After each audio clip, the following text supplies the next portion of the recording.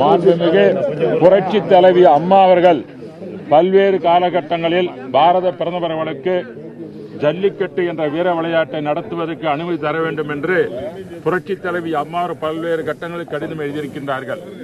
அதை வலியுறுத்துகின்ற வகையில் அனைத்திந்திய அண்ணா திராவிட முன்னேற்ற கழகத்தின் சார்பில் அனைத்திந்திய அண்ணா திராவிட முன்னேற்ற கழகத்தின் பொதுச் செயலாளர் மதிப்புக்குரிய சின்னம்மா அவர்கள் எழுதிய கடிதத்தை பாரத பிரதமர் கொடுப்பதற்காக நாங்கள் எல்லாம் வருகை புரிந்தோம். நாடாளுமன்ற அனைத்திந்திய அண்ணா திராவிட முன்னேற்ற கழக அத்தனை உறுப்பினர்களும் இன்று வந்து பாரத பிரதமரை சந்திப்பதற்காக வருகை புரிந்திருக்கிறோம்.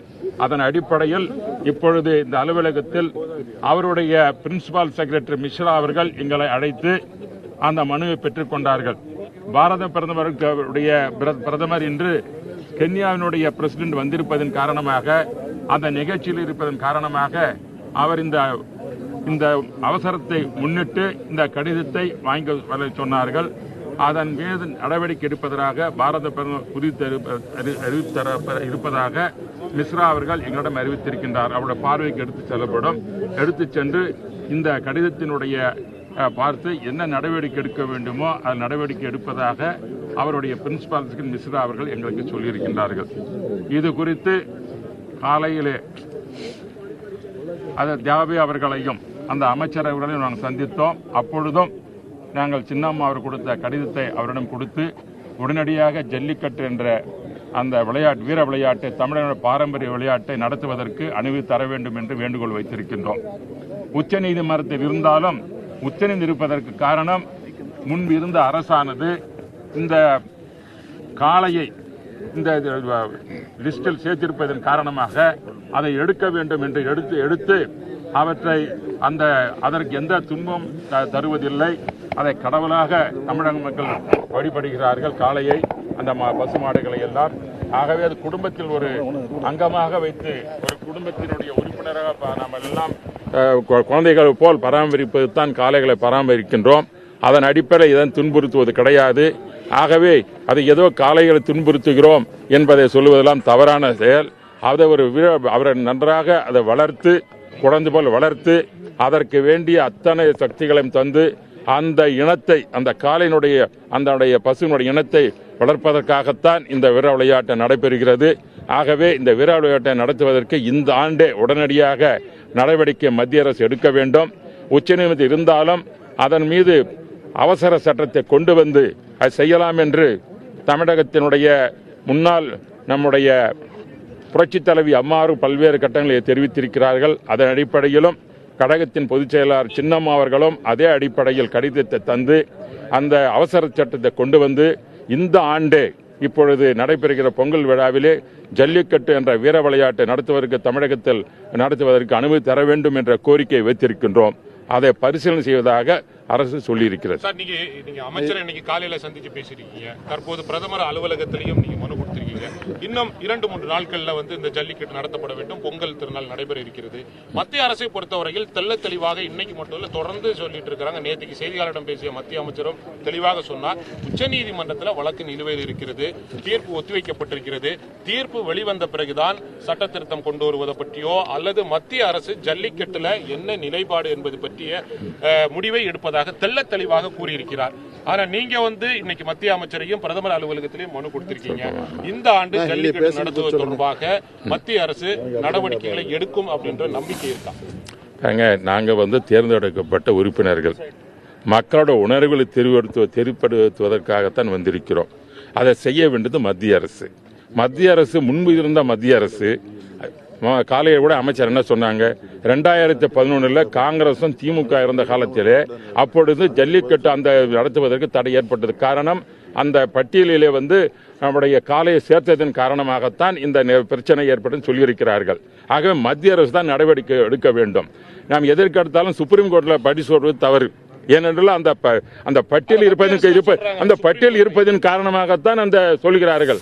அதைத்தான் வலியுறுத்துவதற்காக நாங்கள் அனைத்து நாடாளுமன்ற உறுப்பினர் அனைத்து இந்திய அண்ணா திராவிட நாடாளுமன்ற உறுப்பினர்கள் பல்வேறு காலகட்டங்களில் நாங்கள் நாடாளுமன்றத்தில் இது குறித்து பேசியிருந்தாலும் நேரடியாக இந்த அவசரத்தை முன்னிட்டு நாங்கள் நேரடியாக இப்போது பாரத சந்திக்க வந்தோம்.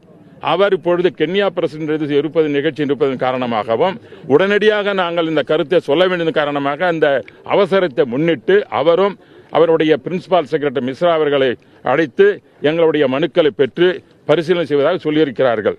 ஆகவே நாம் என்னதான் இருந்தாலும் அரசுதான், மத்திய அரசு தான் நடவடிக்கை எடுக்க வேண்டும் என்பது அனைவருக்கும் தெரிந்த ஒன்றாகும். அதன் அடிப்படையில் தான் தேர்ந்தெடுக்கப்பட்ட தமிழ்நாட்டை சேர்ந்த அத்தனை நாடாளுமன்ற உறுப்பினர்கள் அனைத்து இந்த உறுப்பினர் வந்திருக்கின்றோம். மக்களுடைய குரலை சொல்வதற்காக, அவருடைய இனத்தை சொல்வதற்காக. இன்று தமிழகத்தில் இளைஞர் சமுதாயமானது இந்த வீர விளையாட்டு நடத்த வேண்டும் என்று விரும்புகிறார்கள். இது மக்களோட உணர்வு, நம்முடைய தமிழக பாரம்பரிய கலாச்சாரத்தினுடைய பரிமாணம். ஆகவே அந்த பரிமாணத்திற்கு எந்தபடி இடையூறும் வரக்கூடாது. தமிழகம் இதனுடைய அந்த கலாச்சாரம், தமிழ் கலாச்சாரம் என்பது அது இந்திய கலாச்சாரமாகத்தான் எடுத்துக்கொள்ள வேண்டும். ஆகவே அந்த கலாச்சாரத்தை காப்பாற்றுவது நம்முடைய மக்களுடைய கடமை, அரசினுடைய கடமை. அந்த கடமையை வலியுறுத்துவதற்காகத்தான் நாங்கள் வந்திருக்கிறோம். எங்களுக்கு இந்த அரசு செய்யும் என்ற ஒரு நம்பிக்கை இருக்கிறது. அதற்கு எங்களுடைய மதிப்பளிப்பார்கள் என்று கருதுகிறோம். பிறகு பொறுத்து தான் பார்க்க வேண்டும். இடைக்கால மனு ஏதாவது உச்ச நீதிமன்றத்தில் தாக்கல் செய்து இந்த தீர்ப்பை விரைந்து அளிக்க வேண்டும் அல்லது அதை வலியுறுத்தி இருக்கிறோம். நாம அதை விட என்ன சொல்றோம்னா, இடைக்கால இந்த பட்டியல் நீக்குவதற்கு ஒரு சட்டத்தை பிறப்பிக்க வேண்டும். அதான் இடைக்கால நம்முடைய ஆர்டினன்ஸ், அவசர சட்டம் கொண்டு வர வேண்டும் வலியுறுத்தி இருக்கிறோம். அந்த வலியுறுத்தலை அவர்கள் பரிசீலனை செய்வதாக சொல்லியிருக்கிறார்கள். நாம் பொறுத்திருந்து பார்க்க வேண்டும். தடையை மீறி ஜல்லிக்கட்டு நடத்த வேண்டும் என்ற ஒரு கருத்து பல்வேறு கோரிக்கைகள் வலியுறுத்தி வராங்க. பல்வேறு கட்சிகளும் அதே தான் சொல்றாங்க. தடையை மீறி ஜல்லிக்கட்டு நடத்த வேண்டும் என்பதை அதிமுக எப்படி பார்க்கிறது? நாங்க என்ன சொல்றோம், நாங்க கருத்தை சொல்ல தான் வந்திருக்கிறோங்க. ஒரு சட்டத்துக்கு உட்பட்டு அதை உடனடியாக அதற்கு ஒரு பரிகாரம் வேண்டும் என்பதற்காகத்தான் வந்திருக்கிறோம். அந்த பரிகாரத்தை தேடுவதற்காகத்தான் இத்தனை மக்கள் நாங்களும் வந்திருக்கிறோம் ஒழிய மற்றபடி ஒன்றும் கிடையாது. ஆகவே எங்களுடைய வேண்டுகோள் மத்திய பிரதேசம் உடனடியாக நடவடிக்கை எடுக்க வேண்டும் என்பதுதான். சார், ஒரே ஒரு கேள்வி. போன வாட்டியும் நீங்க காவிரி தொடர்பான வந்தபோது பிரதமர் நரேந்திர மோடியை உங்களால் பார்க்க முடியவில்லை. இந்த ஜல்லிக்கட்டு மிகவும் முக்கியமான சொல்றேன். அதுதான் அன்னைக்கு மறுக்கல. அன்னைக்கும் வந்தாங்க பாத்தீங்கன்னாக்க, அன்னைக்கு ஒரு பிரசிடென்ட் வந்திருந்தார். இன்னைக்கும் கென்யன் பிரசிடென்டோ கூட இருக்காரு. என்ன இருந்தாலும் ஒரு வெளிநாட்டு தொடர்பு இருக்கும் பொழுது உடனடியாக தவிர்க்க முடியாதல்லவா? அவங்களுக்கு தெரியும் நம்முடைய இந்த நிகழ்ச்சியானது, இந்த நம்முடைய நாங்கள் வந்திருப்பது நிகழ்வு அவங்களுக்கு புரிந்திருக்கும். அதனால தான் உடனடியாக எங்களை அத்தனை பேரும் உள்ளே அழைத்து அந்த மனுவை பெற்றுக்கொண்டு, ஏன்னா 4 நாள் காத்திருந்து கூட பார்த்துட்டு போகலாம், அவங்க தயாராக இருக்காங்க. ஆனால் இன்னைக்கு அர்ஜென்ட் நமக்கு தேவையில்லை.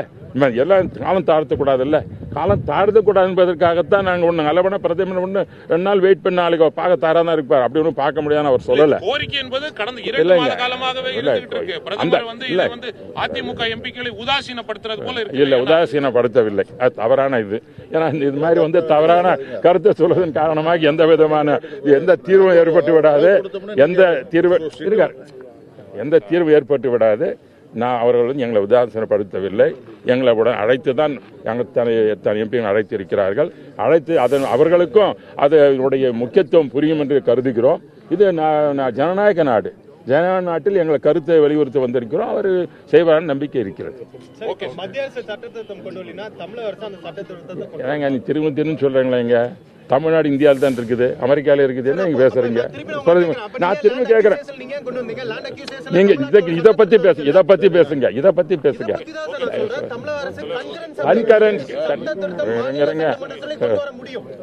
சொல்றதை கேளுங்க. நாங்க மத்திய அரசு கண் இதழ் இருக்கு. இது தமிழ்நாட்டுக்கு மட்டும் இல்ல, மகாராஷ்டிராவுக்கு இந்த பிரச்சனை வந்திருக்கு சரிங்களா? மகாராஷ்டிரா வந்திருக்கு சொல்றேன், எல்லாம் சேர்ந்துதான் சொல்றேன். இந்தியாவுக்கு எல்லாம் கொண்டு வரதான் சொல்றேன். எல்லாருக்கும் பலன் கிடைக்கும், தமிழ்நாட்டுக்கு மட்டும் இல்ல. இந்த நிகழ்ச்சி பல்வேறு இந்தியாவில் பல்வேறு நடைபெற இருக்கிறது. அவர்களுக்கும் பலன் வர வேண்டும் என்பதற்காகத்தான் நாங்கள் வந்திருக்கிறோம். தமிழ்நாடு தான் குறுகிய மனப்பான் பேச வேண்டாம். தொடர்ந்து போராட்டம் நடைபெறும். இந்த ஆண்டு ஜல்லிக்கட்டு நடைபெறும் அப்படின்னு நம்பிக்கை இருக்கா சார்? பார்ப்போம்.